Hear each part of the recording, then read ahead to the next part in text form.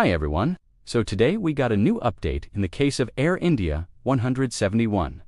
The government released the report into what caused this crash back in March, and there was nothing really new in that report. And then they said that there will be a second phase of the investigation. So here's what happened. In 2009, Air India had an accident where Flight 1344 from Delhi to Mumbai went off the runway, and it was determined that the probable cause of that accident was wind shear. It's much more reliable and much faster to warn the pilots. So yeah, pilots fly with both. And basically just before this accident happened, Captain Zankran sent 2 messages to his cabin crew saying that he was receiving false wind shear warnings and he was maintaining a safe approach. They get warnings from the ground and warnings from the airplane itself. He said, "Don't worry about the wind shear warning. I know it's a false alarm." Here's what happened next. As they were on final, they were actually a bit high and a bit fast. The first officer checked the approach too late. He realized they were high and fast, so he pushed the engines below idle thrust, and that caused the plane to drop below the glide slope.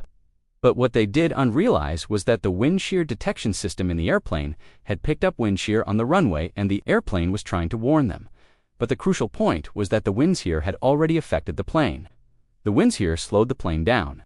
So when the plane was at its slowest point, it lost lift, and that's why they stalled.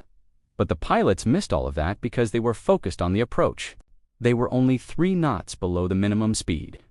But if the wind shear had hit them just a little bit sooner, they wouldn't have been able to pull off that landing.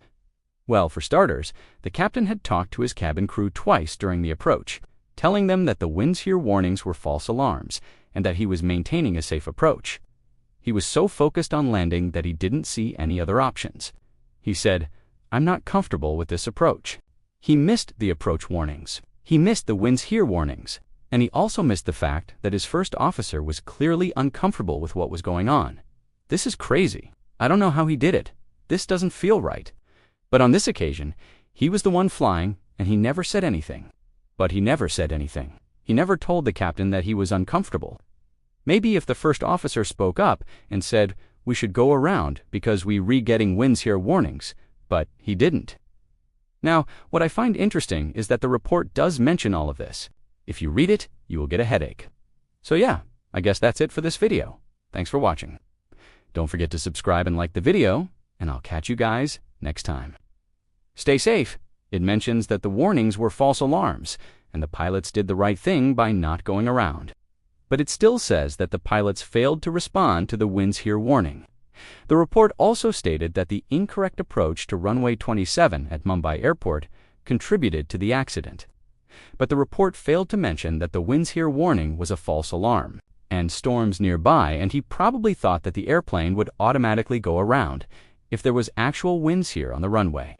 And yeah, they missed some warnings, but it was not their fault. The winds were very calm. That day, there was no storm. The wind shear detection system on the ground was picking up random things and triggering the warning. They even told the pilots that this was happening. They sent out a notice saying that the wind shear detection system was picking up random things, and they were telling the pilots to ignore the warnings. But that did not happen. The wind shear warning didn't come from the ground equipment until they were very close to the runway. The wind shear actually hit them when they were at the decision height, and that was too late. They couldn't take any corrective action after that. All they could do was land or go around, but they had left it too late.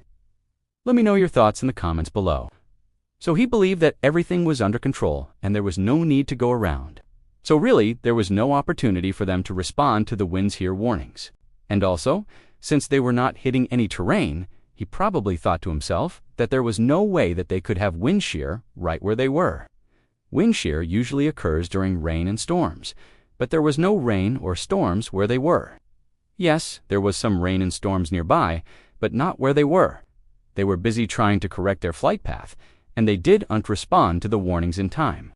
The captain noticed that the altitude was coming down too quickly, and he asked the first officer to pull back on the controls, and then both pilots pushed the throttles full forward, and the first officer pulled back on the stick. There were 78 instances of wind shear on the runway at Mumbai Airport, but none of them were low-level wind shear, only high-level wind shear. During this time, they were at 3 degrees of flaps, and the stall warning came on. They should have responded to those warnings by going around, but they didn't do that. They fought against the warnings until the very end. And according to the report, they were close to the onset of controlled flight into terrain, which means that if they had done anything differently, they could have crashed into the hills nearby. But still, this data made its way into the computer system for winds here warnings, and it was not filtered out. So when the pilots were flying in, they were getting all these warnings about winds here on the runway. So the flight took off from Delhi at 21:25 UTC, and they were supposed to land at Mumbai at 23 o'clock UTC. But they arrived over the runway at 23:16 UTC, which is 16 minutes late. There were some rain and thunderstorms around the airport, but not directly over the airport. The visibility at the airport was 2,000 meters, and the weather was well within limits. So after the accident, they did some wind shear detection system installations on the runway at Mumbai Airport. They installed 6 wind shear detection systems with lights on the runway, which would alert the pilots if wind shear was detected on that runway.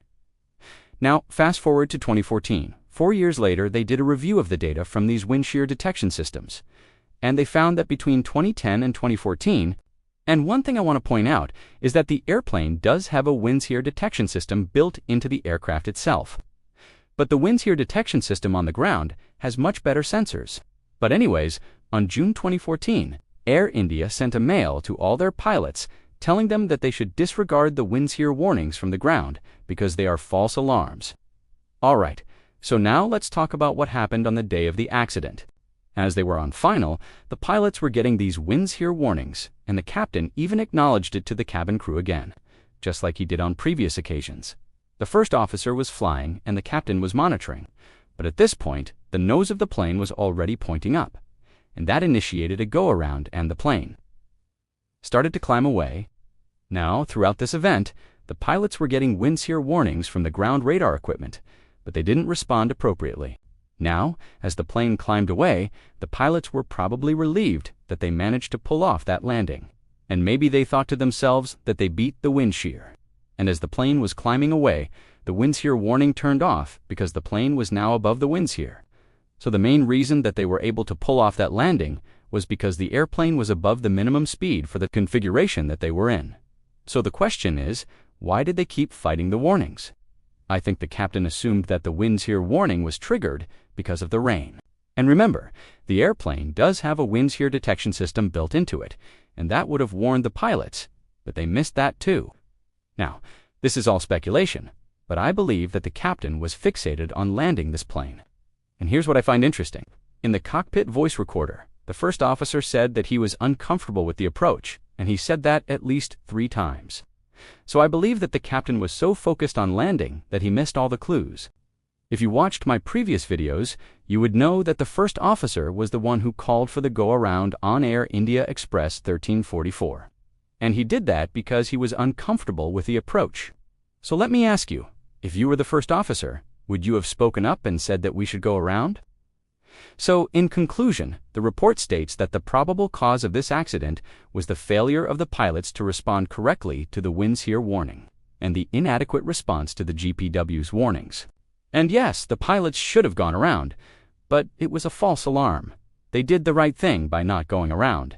The captain even messaged his cabin crew twice, telling them that the warnings were false alarms, and he was maintaining a safe approach.